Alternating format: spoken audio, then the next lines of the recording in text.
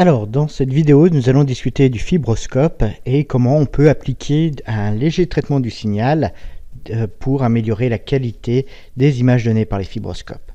Alors voilà, un fibroscope, c'est un dispositif qui permet de voir à l'intérieur du corps, à l'intérieur d'une machine, à l'intérieur d'un objet.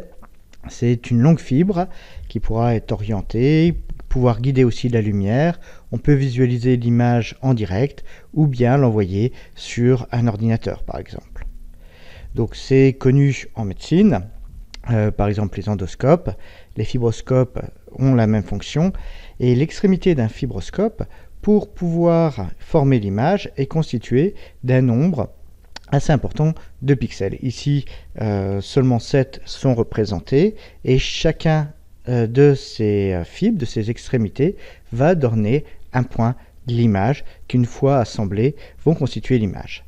Donc là, on voit par exemple ce qu'on appelle un bundle de ces fibres optiques. On voit d'ailleurs qu'il y en a certaines qui peuvent être défaillantes et c'est à travers cet assemblage de fibres optiques qu'on va pouvoir capter l'image à l'extrémité et la reconstituer.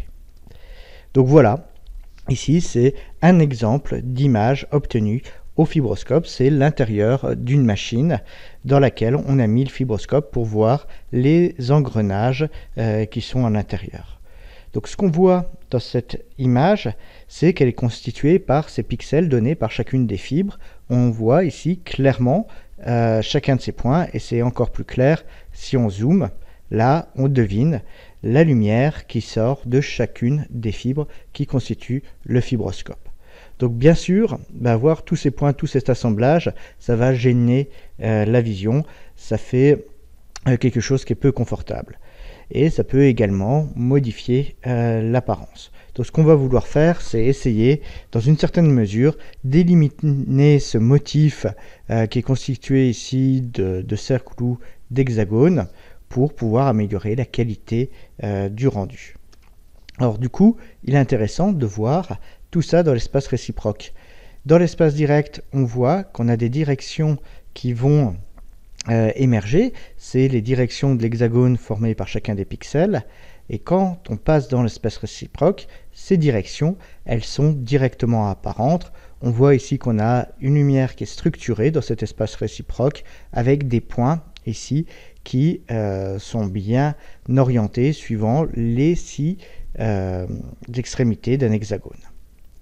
Alors ce qu'on va faire comme traitement, c'est qu'on va supprimer les points caractéristiques.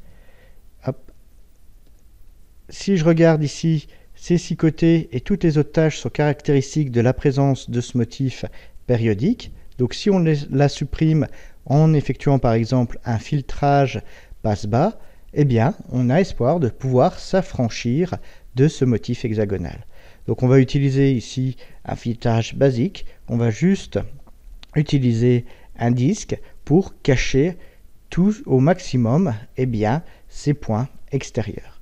Et ce qu'on voit, c'est que l'image filtrée ici ne présente plus cette périodicité hexagonale qu'on avait précédemment. Là, les hexagones ont complètement disparu. Donc pour résumer, on a notre image qui est pixelisée avec son motif hexagonal.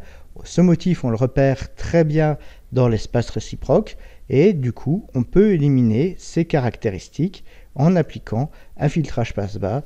Ici, c'est un filtrage très basique, il y a des filtrages plus élaborés qui existent et en faisant la transformée de Fourier inverse, c'est-à-dire en repassant dans l'espace direct, on réobtient l'image qu'on souhaite voir.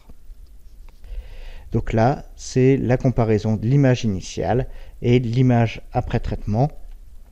On a complètement fait disparaître les hexagones.